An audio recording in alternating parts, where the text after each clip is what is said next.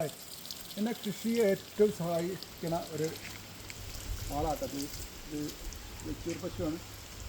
അതിൻ്റെ ചാണകത്തിനെ കൊണ്ടാണ് ഞാൻ മണ്ണിര കമ്പോസ്റ്റ്, ചാണകപ്പാൽ, മൂത്രമൊക്കെ ഒഴിച്ചിട്ടാണ് ഞാൻ എൻ്റെ കൃഷികളൊക്കെ ഉണ്ടാക്കുന്നത്.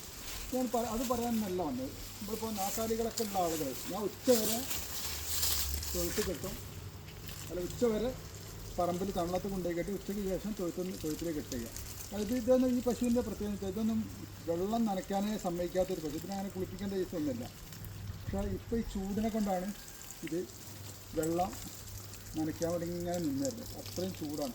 ഇപ്പോൾ പശുക്കളൊക്കെ ഉണ്ടെങ്കിൽ എല്ലാവരും ഒരു ഉച്ചവരെയൊക്കെ തള്ളത്ത് കെട്ടിയിട്ട് ഉച്ചയ്ക്ക് ശേഷം തൊഴുത്ത് കൊണ്ടുപോയി കെട്ടുക. ഭയങ്കര ചൂടാണ്, 2 ദിവസം ഭയങ്കര ചൂടാണെന്നാണ്. എങ്കിൽ അത് വെള്ളം മേലാകാൻ സമ്മതിക്കാത്തൊരാളാണ്. അതുകൊണ്ടാണ് ഞാനിതൊന്ന് ഇങ്ങനെ ഒരു വീഡിയോ എടുക്കുന്നത്. എല്ലാവരും ചെയ്യണത് തന്നെയാണ്. അതുപോലെ പശുക്കളെല്ലാവരൊക്കെ ഒന്ന് വളരെ ശ്രദ്ധിക്കുക. പറമ്പിലൊന്നും കൊണ്ടുപോയി കെട്ടരുത്.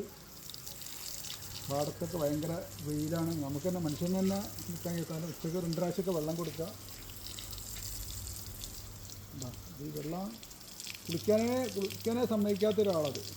ഇപ്പോൾ അതെന്താ വെച്ചാൽ ഇത്രയും ചൂടിനെ കൊണ്ടാണത് നേരൊക്കെ വെള്ളം നനയ്ക്കാൻ അറിയുന്നത്. 7 മാസത്തിൽ അതിനുള്ളൊരു പശുവാണ്. പേര് കാർത്തികയല്ലേ, കാർത്തിക ഞങ്ങളിവിടെ വിളിക്കുന്നത് കേട്ടോ.